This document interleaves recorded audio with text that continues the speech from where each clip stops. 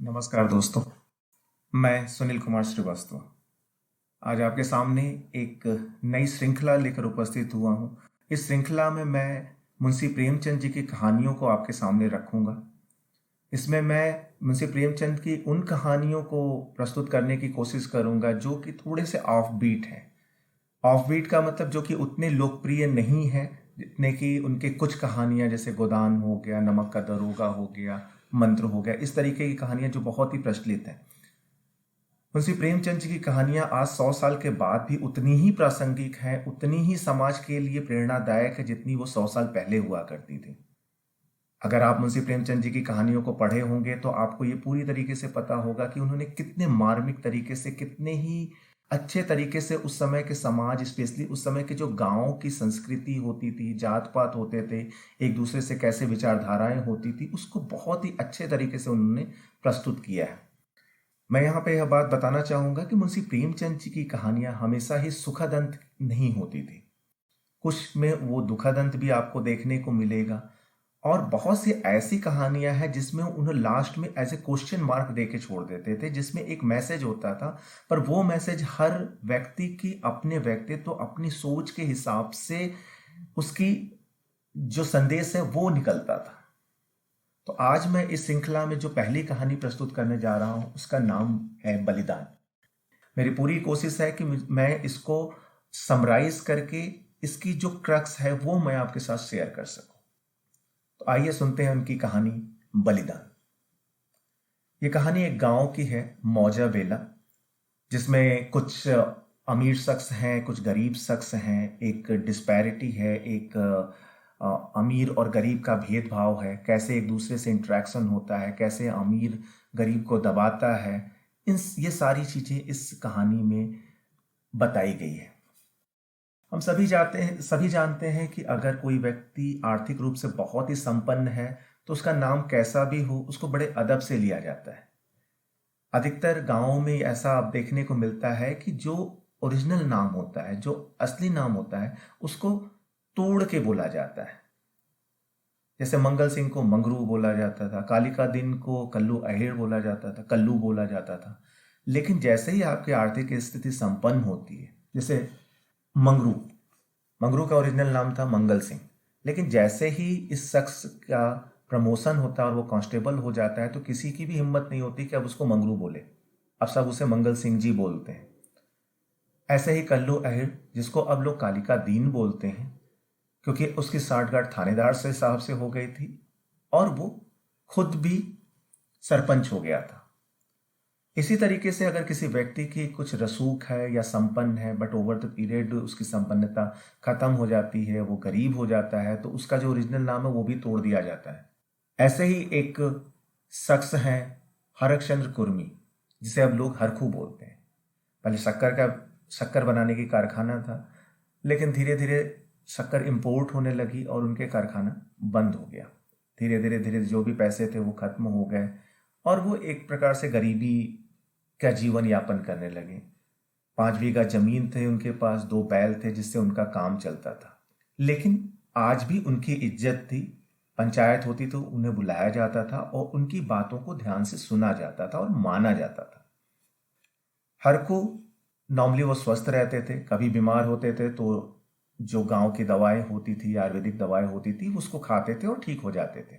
लेकिन इस बार कुछ ऐसे बीमार पड़े कि 1 हफ्ता बीता, 2 हफ्ता बीता, 4 हफ्ता बीता, बट ठीक होने का नाम ही नहीं लेता था और उन्होंने खटिया पकड़ ली। इस बीच में मंगल सिंह आए, कालिका दिन आए, सब उन्होंने उनसे कहा कि आप एलोपैथिक दवा लो। उन्होंने रिक्वेस्ट की कि ठीक है, जहां से मिले आप ला के दे दो, बट कोई भी वापस नहीं आया। अब तो लोग आते थे, देखते थे कि अगर वो हरकू उनको देख रहा है तो वो कन्नी काट के निकल जाते थे। हरकू को भी क्या पता कि एलोपैथिक दवा लाने में पैसा लगेगा और ये जो शख्स हैं ये पैसा नहीं खर्च करना चाहते, इसलिए वो कन्नी काट के निकल जाते हैं। इसी तरह समय बीतता गया और एक दिन हरकू इस दुनिया से विदा हो गया। हरकू का एक बेटा गिरधारी था, जिसे अपने पिताजी से बहुत ही प्रेम था। गिरधारी भी अपने पिताजी का बहुत सम्मान करता था और उसने अपने दिल खोल के जितना भी घर में पैसा था उसको सारा उन्होंने हरकू के अंत्येष्टि, अंतिम संस्कार और उसके बाद ब्राह्मणों को भोजन, लोगों को भोजन कराने में लगा दिया। गांव मौजा बेला में एक आलोपी नाथ करके जमींदार थे, जिनके अंडर में ही सारी खेती हुआ करती थी। जो पट्टे का काम होता था वो सारा काम आलोपी नाथ के थ्रू होता था।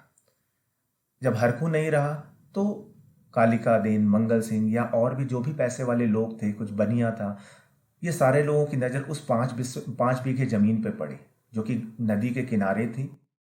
सिंचाई का साधन बहुत ही अच्छा था, मेड़ बना रखा था, और हरखू ने उसे बहुत अपने बच्चे की तरह पाला था। इतना अच्छा था कि उसमें 3-3 फसल एक साल में हो जाती थी। सबकी नज़र उस पर पड़ी कि किसी तरीके से उसको हथिया दें। लेकिन जो आलोपी नाथ जी थे, माफ़ कीजिएगा, उनका नाम आलोपी नाथ नहीं, ओंकार नाथ है। तो ओंकार नाथ जी पूजा पाठ वाले आदमी थे, ऊपर वाले से डरते थे, इसलिए वो चाहते थे कि पहला हक इस पे गिरधारी का हो। अगर गिरधारी मना करता है तब हम किसी और को देंगे। गिरधारी का कुछ समय के बाद गिरधारी आया तो ओंकार नाथ जी ने बोला, भाई गिरधारी, ये जमीन पट्टे पे थी, अब पट्टे के हर बीघे पे 10 रुपए लेते हैं, लेकिन आज भी मैं तुम्हें 8 रुपए पे ही दे दूंगा इसको, प्लस तुम्हें नजराने देने पड़ेंगे, हर एक बीघे के 10 रुपए, यानी 50 रुपए तुम्हें नजराना देना है और 40 रुपए तुम्हें अपने पट्टे के देने हैं। गिरधारी रोया कि नहीं हजूर, इसमें कैसे हो सकता है, मेरे पास पैसे बिल्कुल नहीं है। पर ओंकार नाथ जी नहीं माने। उन्होंने कहा कि इतने पैसे मेरे खर्च होते हैं, कोई भी तहसीलदार आते हैं, थानेदार आते हैं, या बड़े रूप ओहदे वाले कोई भी आते हैं तो उसका खर्च मुझे वहन करना पड़ता है, इसलिए मैं इसमें कोई कम नहीं कर सकता। 1 हफ्ते का टाइम है, पैसे का जुगाड़ करो, अन्यथा ये ज़मीन मैं किसी और को दे दूंगा।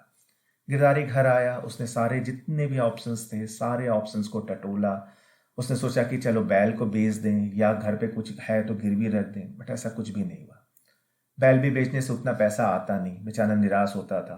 रोज सुबह जाता था, खेत के पास बैठता था, रोता था, सोचता था कि क्या करूं। इस तरीके से 1 हफ्ते बीत गए। 8वें दिन यह पता लगा कि ओंकार नाथ जी ने इस जमीन का पट्टा कालिका दीन को दे दिया है। गिरधारी कहीं ना कहीं अंदर से टूटा, बट चलो खुश हुआ कि चलो जी, काम खत्म हुआ। वहां से उठ के उस दिन वो बहुत रोया, कुछ खाया पिया नहीं, घर में चूल्हा नहीं चला, और आके बैठा रहा। खैर कुछ दिन समय बीता, बारिश होना स्टार्ट हो गई। पूरे गांव में एक चहल पहल सी हो गई। लोग जल्दी में थे कि जल्दी जल्दी से इसकी जुताई करो और उसकी बुआई करो ताकि फसल टाइम से हो जाए। गिरधारी ने जब देखा कि लोग इधर उधर भाग रहे हैं, वो भी भागा, अपने हल को सही कराने निकला। फिर उसे रियलाइज होता है कि उसके पास तो अब जमीन ही नहीं है, और दुखी होकर आके अपने घर बैठता है। एक शाम को जब वो अपने दोनों बैल को चारा डाल रहा था, बैल भी क्या, बस उनका देख रेख करता था, अपने पिताजी की एक यादें कह लो जिसको वो पालता था। मंगल सिंह की नज़र इन 2 बैलों पे थी। मंगल सिंह को ये बात पता था कि गिरधारी ने कुछ कर्ज ले रखे हैं बनिया से।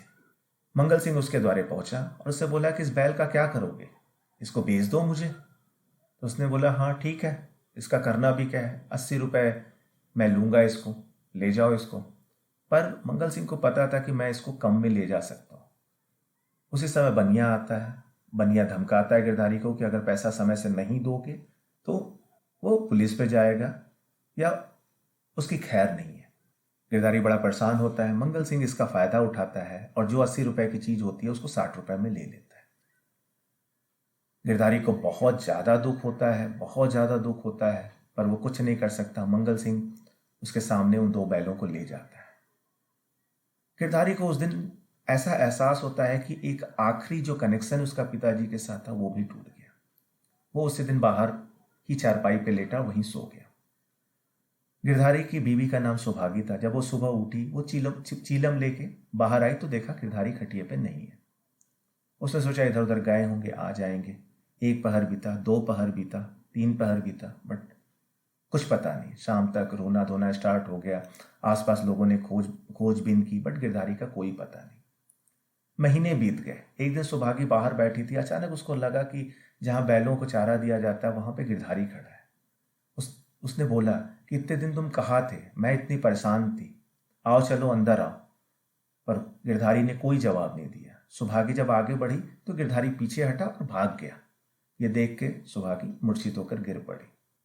इस बीच कालिका दिन, जिन्होंने ओंकारनाथ जी से पट्टे पे वो 5 बीघे जमीन ली थी, सुबह उठे और चले कि चलो जुताई कर देते। हल्का अंधेरा था। जब वो अपने खेत पे पहुंचे तो देखा वहां पे गिरधारी खड़ा है। उन्होंने कहा, भाई गिरधारी, इतने दिन से तुम गायब हो, सारे परेशान है, तुम्हारी बीवी परेशान है, और तुम हो कि पता नहीं कहाँ पे गायब हो। और वो गिरधारी के पास आगे बढ़ते हैं और देखते हैं गिरधारी पीछे दौड़ के सूखे कुएं में था, उसी में कूद गया। ये देखकर कालिका दिन की सिट्टी पिट्टी गुम। बैल हल सब वहीं छोड़ा और 9 2 11 भाग के सीधा अपने घर पे। जंगल की आग की तरफ पूरे गांव में फैल गई कि गिरधारी मर गया है और वो एक भूत बन गया है। कालिका दिन की तो हिम्मत अब थी नहीं कि वो अपने खेतों पे जाए। लोग बताते थे कि अधिकतर रात के समय गिरधारी उन खेतों के आसपास दिखता था, रोता रहता था, पर उसने कभी किसी को परेशान नहीं किया। इस बीच में गिरधारी का जो लड़का रहता है, उस वो मजदूरी स्टार्ट कर दिया था। मजदूरी से उसको 20 रुपए मिलते थे। अब वो थोड़े ठाट बाट हो गए थे, घर में चूल्हा प्रॉपर जलने लगा था, पैसा तो स्टार्ट हो गया था जिससे खान पान चलता था, लेकिन इज्जत खत्म हो गई थी। उस समय में मजदूरों की कोई इज्जत नहीं थी, उनके बात की कोई वैल्यू नहीं थी। सुबह की भी चुपी चुपी फिरती थी कि कहीं उसे देख न ले। उसे आज भी अपने वो सम्मान, पुराने सम्मान की याद आती थी तो वो परेशान हो जाती थी। ओंकार नाथ जी चाहते थे कि कोई दूसरा उसको पट्टे पे ले ले, लेकिन उस गांव में किसी की हिम्मत नहीं थी कि उस 5 बीघे जमीन पर जाके फिर से खेती कर सके। दोस्तों, ये थी कहानी। उम्मीद करता हूं आपको पसंद आई होगी। अगर कुछ त्रुटि हो प्लीज क्षमा करेंगे। नमस्कार।